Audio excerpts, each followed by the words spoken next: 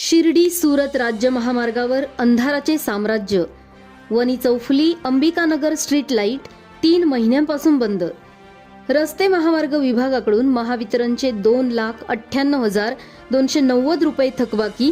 नागरिकांचा संताप उसळला.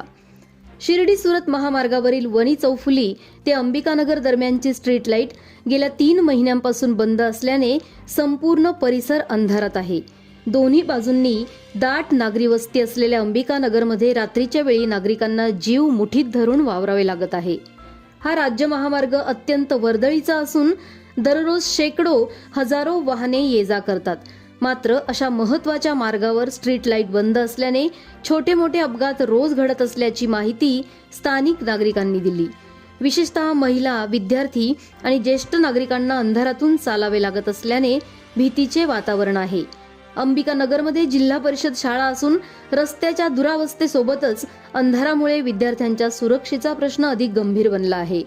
याबाबत महावितरण विभागाशी संपर्क साधला असता संबंधित अधिकाऱ्यांनी सांगितले की रस्ते महामार्ग विभागाने सुमारे 2,98,290 रुपये वीज बिल थकवले आहे.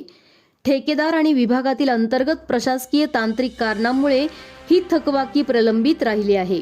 त्यामुळे नियमानुसार स्ट्रीट लाईटचा वीज पुरवठा खंडित करण्यात आला आहे असे महावितरण विभागाकडून सांगण्यात येत आहे.